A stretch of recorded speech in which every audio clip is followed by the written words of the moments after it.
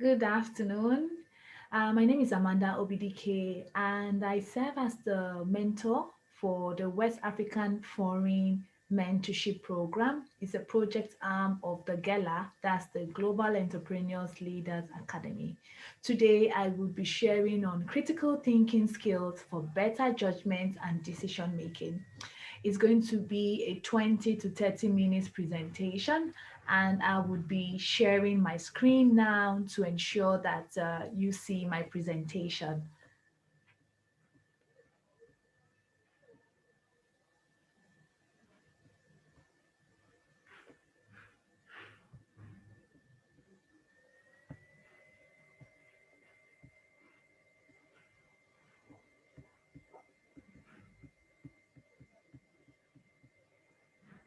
Okay, so critical thinking skills. I know we may have heard a lot about critical thinking and creative thinking. Is actually what is shaping the world today, and it's something that a lot of organizations, schools are requiring young people to have these skills. So here I talked about the definition of critical thinking skills as the ability to analyze information objectively. Now, when we are analyzing information objectively, it means not to be one-sided. It's being neutral and understanding both points of view to make a reasonable judgment. And I said that it involves evaluation of data, facts, observable phenomena, and research findings. In a simple definition of critical thinking skills, it's a self-directed, self-disciplined, and self-monitored and self-corrective thinking. So it presupposes assent to rigorous standards of excellence and mindful command of your use. It entails having effective communication and problem solving abilities and a commitment to overcome our native cognitive bias, because as humans, we are naturally biased. And it also helps us to overcome the tendency to assume the superiority or rightness of one's own social group. So I will be, digging deep into critical thinking skills and how we can be better critical thinkers in this modern age. So this is a metrics of how critical thinking works. It has a lot to do with deducing or deducting information for better use. It has a way of also ensuring that we engage using our thoughts and that of others to make better decisions. It also helps us, to explore and explore knowledge and see how we can evaluate this knowledge to be positive or for better use. So, yes. Now, we're digging deep into critical thinking skills. And here I talked about observation. Is the ability to notice and predict opportunities, problems, and solutions. So, if you are to improve on your observation skills, you can slow down your pace of processing information and training yourself to pay closer attention to your surroundings. So you are not just having this notion in your head, you are weighing certain things around you. You are weighing the left side and the right side. You are processing it. You are training yourself to come up with a better solution to a problem. Now, the second one is okay, sorry, before I even go back to the second one, we see that once you identify a problem that is in your surroundings or around you, you can analyze better. Okay, so let's go to analysis. Analysis is gathering, understanding, and interpreting this data. Now that you have gathered the problem, you have gathered likable solutions, how are you able to transmit this? How are you able to interpret it to ensure that the solution is laudable? So the ability to analyze and effectively evaluate a solution involves knowing what your facts are, what your data says, what your information are about the problem is also very important. This often includes gathering unbiased research, asking relevant questions about the data to ensure it's accurate, and assessing the findings objectively. Analysis is about compiling this data. It could be as many as possible. It could come from different sources. You are bringing this analysis, you are bringing this data, you are bringing this information together, and you are asking yourself, what are the questions? You are asking yourself, what are the problems? You're asking yourself, if this solution is preferred, how do we prefer it? Who are the beneficiaries? So that's just about analyzing data, analyzing your skills. Then, if you were to improve on your skills in analytics, you should be taking on new experiences, okay? Doing this can help you to build the skills to interpret new information, like I said, and make rational decisions based on sound analysis. This analysis are not biased. It's going to be something that is springing out from different sources of data that you have gotten. Then the fourth one is communication. Communication should be within the context of critical thinking by engaging in difficult discussions. So, for example, there may be unconstructive discussions, or discussions that could be argumentative or could be biased. You should be able to share your information with others in a neutral way, in a subtle way, and in an understanding way, so that you will not be misinterpreted. Because oftentimes we find out that communications are usually misinterpreted. You may not mean B, but the person receiving that communication may think you mean otherwise. So you can share and receive information with others. It could be verbally, non-verbally, and in writing. Then the fifth one, which is very, very important to critical thinking, is problem solving. Problem solving requires critical thinking to implement the best solution. Remember that critical thinking, one of the objectives of critical thinking is the ability to prefer a solution to a problem, because you are thinking extensively, you are getting data, you are getting information, and you're asking yourselves, how does this work? How is it going to work that everybody is going to be happy? Or how am I going to do it to be better? So it's about problem solving and gathering your information to make relevant decisions. Okay?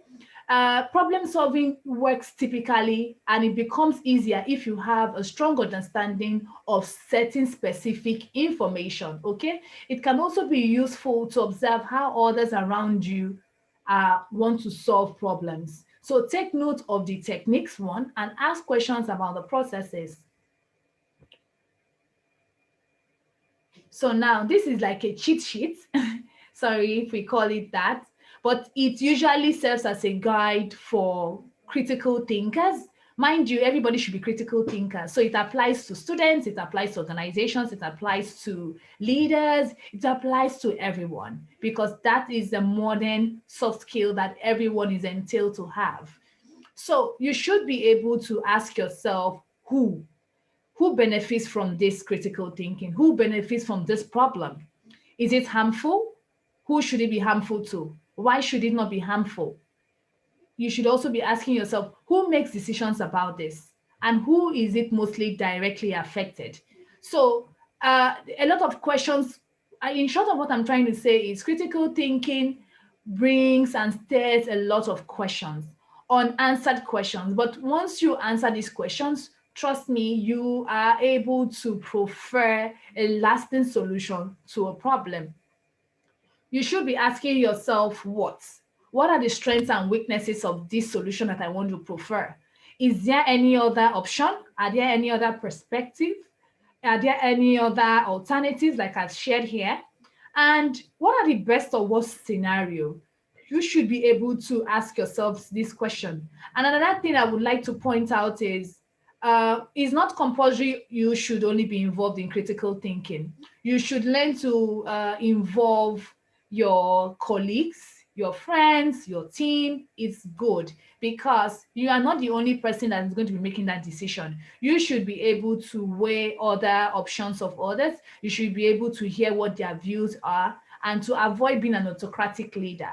It's going to be awkward when you are involved, only you is involved in critical thinking, in analyzing a problem, and you come up with a decision and tell your colleagues or your team members that, oh, this is what we were able to finalize on. Who finalized that? You should be able to involve others.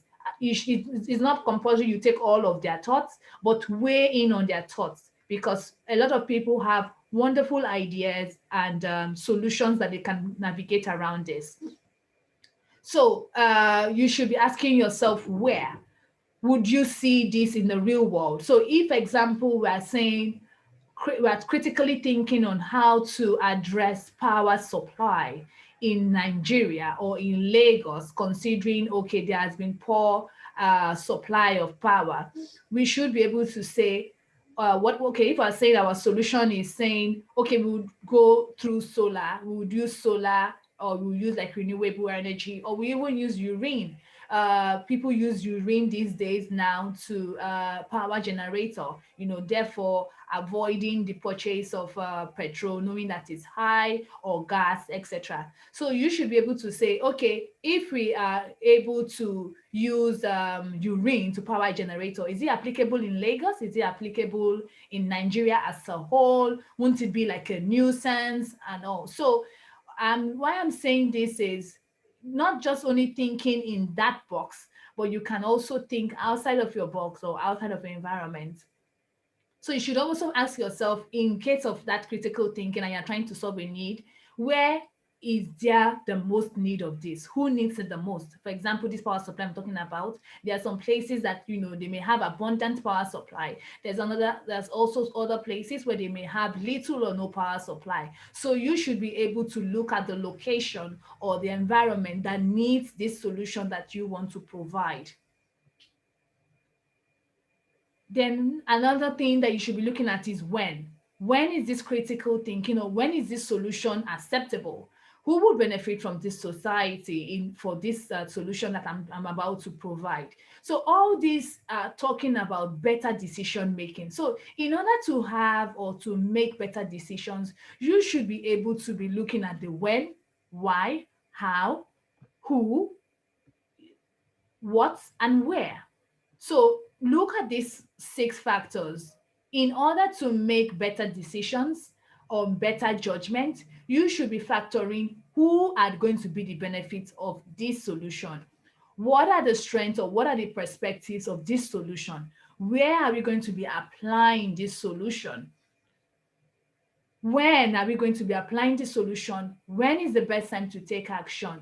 Why? Why is it important? Why is it relevant? Is it going to be relevant to me? Is it going to be relevant to my siblings? Is it going to be relevant to my classmates, etc.? How?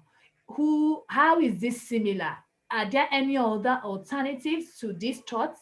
So these are the questions you should be able to ask yourself. So, importance of and benefits of critical thinking skills. One, it enhances language and presentation skills. So, with critical thinking, you can think clearly and systematically by improving on the ways you can express your ideas. So, you can learn how to analyze the logical structure of text.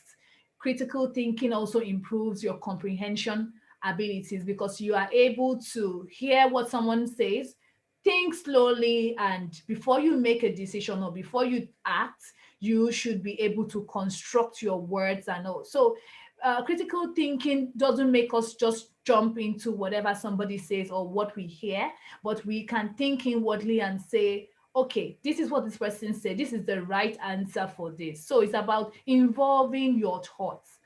So another thing is it promotes creativity, because you're going to be dynamic. So to come up with creative solutions like that cheat sheet, asking yourself questions to a problem, it doesn't just involve one idea. It involves new ideas, new solutions, new framework on how to go about it. It must be the case that the new ideas that are being generated are useful and relevant to the task at hand.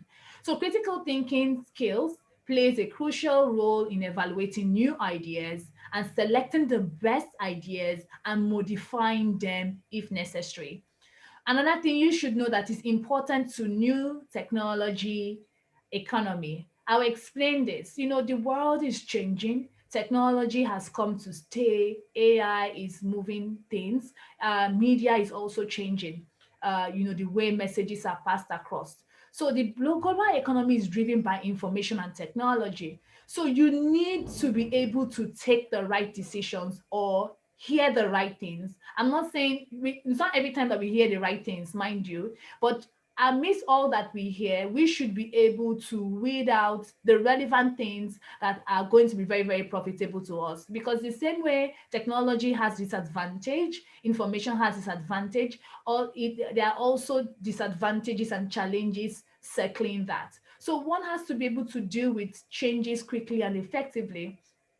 Economy now is placing increasing demand on flexible intellectual skills, for example. We should be able to integrate diverse sources of knowledge, okay, in solving problems. So growth critical thinking skills promote such thinking skills and is very important for our fast changing workforce. So these are obstacles, to critical thinking. There are unmet survival needs, there are prejudice, bias, and oppression. Just like what I earlier shared, naturally humans, we want to hear the good part, the good side of it. So we have this innate bias. So it's about demystifying this narrative and saying, okay, I'm not going to be making a decision based on my thoughts. I should be able to take this data or take this fact and mold it, modify it, for better decisions. So we should be able to be very, very careful when we do this, because critical thinking, if it's not being well integrated or executed, you find out that you are making wrong decisions or you are being biased towards a particular matter. So another thing is stereotypes. We have this belief about something. It could be something that we have grown to understand when we were young. So it's about just demystifying this and thinking critically, thinking in a dynamic way. When I say dynamic way, I mean not just one-sided, but gathering as many information as possible, bringing it together, having a weeding session with yourself. When I say weeding, I mean you filter a lot of things. It's not everything that you see that is relevant. You have to see the ones that are one sustainable or the ones that are going to be good for whatever decision you want to make. So we have a couple of obstacles of critical thinking skills, and you find out that most of these obstacles are psychological. It's not something that we intentionally started imbibing. It's something that may have grown with us. It's something that may have shaped our decision as we grew or as we, explored the different fields. So you should take cognizance of these obstacles and see how you can avoid them in order to make better judgments. Yes. So as I round off, I'll be talking about characteristics of a strong critical thinker. Now, a critical thinker is usually very inquisitive with regard to a wide range of issues. You want to know more. So you're not just capitalizing on the knowledge you have or what you have gathered, but you are open to learning. It's really important to be open to learning. You can browse the internet, you can ask people questions, you can research. Yes, that is really important for critical thinking. A critical thinker should be able to research. You should be able to open up, ask a lot of questions, like I said, evaluate information, and be open to a wide range of issues. So for example, I may say, oh, I'm so passionate about politics. So when anybody is talking about finance, I'm not interested. Is in you I need to know that, because there may be times where I may need to have a basic knowledge on how to manage a particular finance. That's where that knowledge comes in place. And now a lot of fields are integrating each other. So even if I say I'm interested in politics, politics also plays a role in finances. It also plays a role in accountability. So being open to wide range of thematic topics and issues. Another characteristic of a strong critical thinker is consent to become and well remain well informed. You should be up to date with basic trends, basic technology, and all. It's just like, for example, how we used to believe that engineering is, just centered on electronical or computer or mechanical. Now, artificial intelligence, which is related to technology, is strongly being integrated into engineering. So, we may not know this in the four walls of schools, but research now, or being open to listening to information like this, is making us understand. So we need to remain well informed as critical thinkers. Try to explore, research, ask questions every time, check out the internet or read to know what latest trends are, especially in your field. So another characteristic is attentive to opportunities to use critical thinking.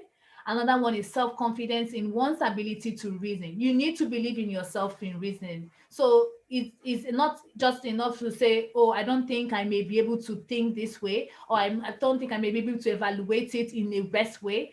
Believe in yourself.